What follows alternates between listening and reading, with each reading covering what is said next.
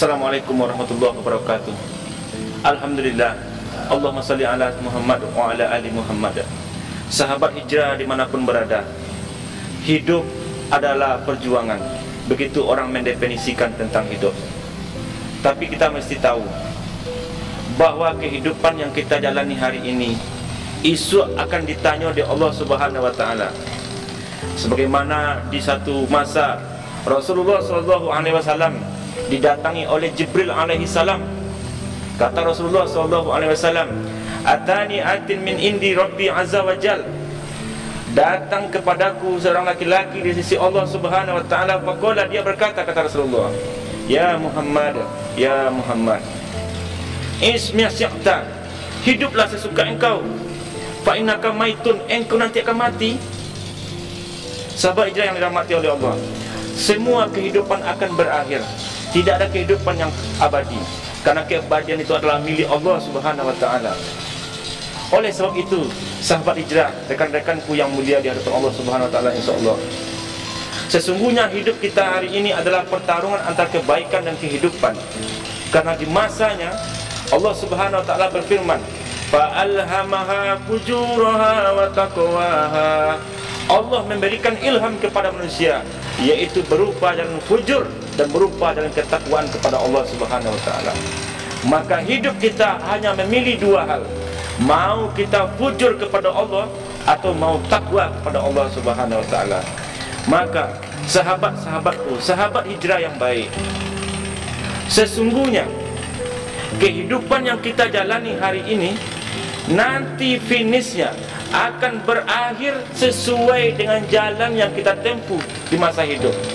Jika sahabat-sahabatku semua memilih jalan-jalan fujur, insya-Allah Rasulullah menggambarkan di dalam suatu hadis di akhir hayatnya seperti ini. Iza wudi'atil janazatu wa tamalaha ar-rajul. Apabila seseorang menjadi jenazah dan kelak jenazahnya itu akan diangkat oleh masyarakat atau laki-laki nanti ke kuburan. Kata Rasulullah, fa in kanat salihatan, seandainya orang yang mati kini itu, orang yang wafat kini itu mengikuti jalan takwa, semasa hidupnya beramal baik, beramal soleh, kolak masih dalam keranda, dia akan berbicara, Qaddamuni, capekkanlah dan hantar ke kuburan, biar basuh dan juga amal dan dijanjikan di Allah selama kau. Fa in kanat ghairu salihah, seandainya orang-orang yang ada di keranda tersebut ternyata bukan orang baik, yang hanya mengikuti jalan fujur yang telah Allah berikan untuk dia pilihan, lalu dia pilih jalan yang fujur tadi, jalan yang salah tadi. Ketika dia berada dalam keranda, dia akan berkata seperti ini, "Ya wailaha, aina tazhabuna biha." Celakulah badan den, celakulah badan den, celakulah den. Aina tazhabuna biha, kama dan dibawa di orang kuah. Yasma'u sautaha kulla shay'in ilal insan, kata Rasulullah. Ratapan orang yang memilih jalan fujur tadi, tidak mau merubah pendirian, tidak mau merubah kebiasaan yang jelek, tetap selalu berada di jalan yang salah, dia akan meratap ketika berada di kendaraan tersebut. Sahabat hijrah, apa kata orang tadi? Orang yang mati dalam keadaan tidak soleh, yang lebih memilih jalan kedurhakaan daripada jalan ketakwaan, dia akan meratapi dirinya ketika masih berada di atas keranda menuju kuburan yang kelak akan diminta oleh orang nanti pertanggungjawaban terhadap amalnya. Ya wailaha, celakalah. Aina tazhabuna biha, mau dibawa kemana saya ini? Yasma'u sautaha kulla shay'in, kata Rasulullah. Ratapan orang tadi didengar oleh segala sesuatu yang ada di bumi ini, ilal insan, kecuali manusia. Manusia tidak diizinkan oleh Allah untuk mendengarnya. Walau sami'ahu la su'iqo, andai ratapan orang yang ada di keranda dalam tanah didengarkan oleh Allah kepada manusia yang hidup hari ini, la su'iqo, dia akan pingsan, kata Rasulullah. Begitu dahsyatnya ratapan penyesalan orang-orang yang tidak mau hijrah dari perbuatan-perbuatan yang kurang baik, dari perbuatan yang tidak soleh, dari perbuatan fujur. Kelak dia akan meratapi dirinya sendiri ketika masih berada di keranda. Apalagi nanti jika dia berada di alam kubur, di alam barzakh.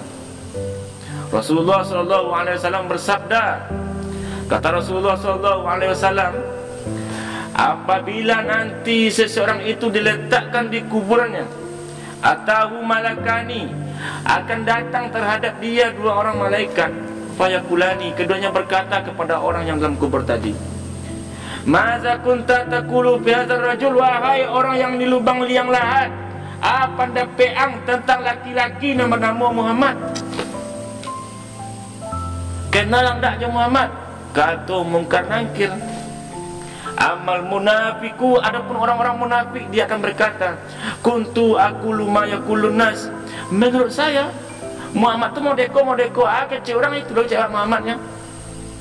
Wa amal muslimu, sedangkan orang-orang muslim dia akan menjawab, ashadu annahu abduhu wa rasuluh, saya bersaksi kepada Allah Muhammad itu adalah hamba sekaligus rasulnya. Beda perlakuan antara orang yang fujur dengan antara orang yang tidak fujur. Orang yang fujur, orang yang durhaka, dia mengatakan menurut manusia begitu, menurut awak pun begitu. Lalu malaikat menegurnya, la daraita wala talaita, ndak ang baca, ndak tahu ang nabi yang surang. Lalu malaikat memberikan hukuman untuk dia, fayadribu baina uzunaihi, malaikat tadi memukul di antara dua telinga orang tidak tahu Nabi Muhammad tadi di kuburannya. Bimitrakin min hadid, dipukul di antara dua telinganya ini dengan pemukul dari besi.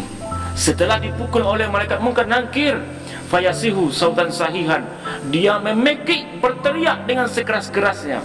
Tapi tadi sudah dijelaskan bahwa teriakan itu hanya mampu didengar oleh binatang, tidak manusia. Sahabat hijrah, bayangkan ratapan jenazah tadi hanya binatang yang Allah perkenalkan untuk mendengarnya. Bayangkan jika kita diizinkan oleh Allah untuk mendengar ratapan orang yang meninggal sendiri, apa yang akan kita lakukan? Coba rasakan dengan hati kita. Andai Allah berbaik kita, ditanamkan, diizinkan oleh Allah kita mendengar suara-suara yang di kuburan itu, maka inilah saatnya bagi kita untuk hijrah. Kata Rasulullah, al-muhajiru man hajara su'a, orang yang hijrah itu adalah orang yang mau meninggalkan semua perbuatan yang buruk. Wal mujahidu man jahada hawa, sedangkan orang yang mau berjuang dengan Allah itu, dia harus mampu untuk memerangi keinginan batinnya sendiri yang tidak baik. Oleh sebab itu, sahabatku, sahabat hijrah semuanya, apa yang akan kita persiapkan nanti untuk masuk ke dalam tanah jika tidak hari ini kita persiapkan? Bayangkan bumi yang kita injak setiap hari menyeru kepada kita, wahai orang nambah jalan di punggung dan rumah yang sampi ko, dan rumah yang kalam ko, dan rumah yang dipenuhi oleh binatang nambah biso. Janganlah engkau bayani bumi basah dengan hati, pikirkanlah tempatmu yang sempit hari dan esoknya. Kalau zaman kini orang membuat rumah setinggi-tinggi, kadang-kadang serancak-rancak, tapi lupa je rumah 2 meter kali 1 meter. Padahal bumi sendiri menyeru, sayang, rumah yang sempit, rumah yang gelap. Maka sahabat hijrah, persiapkan itu. Terangi rumah yang sempit. Kata Rasulullah, nawiru buyutakum bisolati wa tilawatil Quran, terangilah rumahmu dengan bacaan Al-Quran, terangilah rumahmu dengan selalu menjaga solat. Orang-orang yang tidak mau baca Quran, nanti rumahnya gelap gulita. Orang yang tidak mau menjaga solatnya di masa hidup, nanti rumahnya, kuburannya itu akan disempitkan dan digelapkan oleh Allah Subhanahu wa ta'ala. Sahabat hijrah yang dirahmati oleh Allah Subhanahu wa ta'ala, suatu masa Aisyah radhiyallahu anha, istri Rasulullah sallallahu alaihi wasallam, bertanya kepada Rasulullah tentang makna ayat ini. Wa man a'rada an zikri fa inna lahu ma'isatan dangka. Siapa yang berpaling dari peringatanku, kata Allah, maka untuk orang yang berpaling tadi kehidupan yang sangat sempit. Aisyah bertanya, ya Rasulullah, mal makna ma'isatan dangka, apa itu kehidupan yang sempit wahai Rasulullah? Rasulullah SAW menjawab, azabul qabri lil kafir, yaitu azab yang Allah berikan di dalam kubur untuk orang-orang yang engkar kepada Allah. Kata Rasulullah SAW, orang-orang yang berpaling dari peringatan Allah, orang yang tidak mau hijrah, orang yang lebih senang nyaman berada di jalan kebatilan, tak mau merubah hidupnya, tak mau melalui jalan yang benar, kelak jika dia mati, kata Allah, diberikan kehidupan yang sempit, kata Rasulullah. Lalu Rasulullah melanjutkan, tahukah kalian apa itu kehidupan yang sempit? Siksa kubur yang Allah berikan, lalu ditambah dengan namanya atanin. Rasulullah SAW bertanya, wahai sahabatku semua, atadaruna atanin, apakah kalian tahu apa itu atanin, kata Rasulullah. Para sahabat menjawab, Allahu wa rasuluhu a'lam, hanya Allah dan Rasulnya yang lebih paham, yang lebih tahu ya Rasulullah. Lalu Rasulullah SAW, kehidupan yang sempit, kuburan yang disempitkan oleh Allah dalam kubur terhadap orang-orang yang engkar tersebut, ditambah dengan atanin, yaitu hayatun, seekor ular besar yang dia mempunyai 9 kepala, yang masing-masing kepala mempunyai pula 9 kepala yang lain, maka 9 totalnya 99 kepala, yaitu seekor ular yang Allah sediakan dalam kubur untuk orang-orang yang tidak mau hijrah, tidak mau meninggalkan perbuatan buruk, orang-orang yang engkar kepada Allah. 99 ekor ular dalam kuburnya, yang mana tugasnya, kata Rasulullah SAW, akan melilit orang itu, mencabik, mencakar dan menghancurkan badannya ila yaumi tub'atsun, sampai hari berbangkit. Bayangkan itu wahai sahabat hijrah, jika kita yang ditentukan, ditakdirkan oleh Allah, yang diri kita ini tak mau beranjak dari jalan ini ke jalan itu, yang tak mau merubah pola hidup, yang tak mau merubah sikap kita, yang tak mau merubah tingkah laku kita, nanti Allah akan kirimkan atanin untuk kita, sampai hari kiamat akan disiksa oleh Allah Subhanahu wa ta'ala. Sahabat hijrah dimanapun berada, ketahuilah, proses kehidupan kita di dunia hari ini nanti akan berpindah ke alam barzah. Dari alam barzah akan berpindah ke alam-alam berikutnya. Begitu banyak tahapan yang nanti akan kita lalui.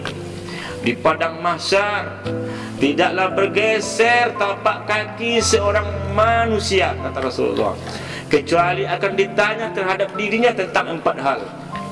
Umur dihabiskan untuk apa? Oleh sebab itu, azab kubur yang disampaikan oleh Rasulullah tadi hendaknya dapat merubah kita, dapat merubah tingkah laku kita dari hal-hal yang tidak baik menjadi hal-hal yang baik. Karena sejatinya hijrah itu adalah meninggalkan kebiasaan-kebiasaan yang tidak baik, lalu kita berusaha untuk menjadi lebih baik pada hari ini. Karena Rasulullah menyampaikan, orang yang hari ini lebih jelek pada hari kemarin, maka dia adalah orang yang dilaknat oleh Allah. Sedangkan orang yang hari ininya sama dengan hari kemarin, dia adalah orang tertipu. Tapi orang yang paling beruntung adalah orang yang hari ini lebih bagus daripada hari kemarin. Dialah orang yang beruntung di sisi Allah Subhanahu wa ta'ala. Maka begitu dasar ancaman-ancaman yang disampaikan oleh Rasulullah terhadap orang-orang yang selalu melakukan perbuatan-perbuatan tidak baik. Mari kita sama-sama hijrah. Karena hijrah itu, man amila sholihan fali nafsi wa man asa'a fa 'alaiha. Orang yang berbuat kebaikan hanya untuk diri sendiri, bukan untuk Allah. Dan orang yang melakukan kesalahan, kejahatan, keburukan, maka itu balasnya adalah mudaratnya untuk dirinya sendiri. Mudah-mudahan gambaran-gambaran siksa yang disampaikan oleh Rasulullah melalui hadis-hadis beliau dapat merubah tingkah laku kita. Dari yang selalu membiarkan istri kita tidak berjilbab, yang membiarkan anak-anak kita tidak solat, yang membiarkan lingkungan kita penuh dengan maksiat. Mari kita hijrah, kita ajak baik-baik, tapi dengan syarat kita pertama yang mencontohkan perbuatan baik tersebut. Jangan harap, kata pepatah Arab seperti ini, janganlah kamu mengharap bayang-bayang akan lurus jika tonggak tersebut bengkok. Terdapat dalam kitab Syarah Al-Hikam. Kaifa yastaqimu zillu wal udu uj. Bagaimana mungkin bayang-bayang akan lurus sementara tonggak itu bengkok? Jika kita sendiri yang tidak bergerak, jangan harap keluarga kita, anak kita, istri kita akan lurus. Maka perbaikilah diri dari hari ini. Mudah-mudahan tausiah singkat ini bermanfaat untuk saya yang menyampaikan dan juga sahabat hijrah manapun berada. Assalamualaikum warahmatullahi wabarakatuh.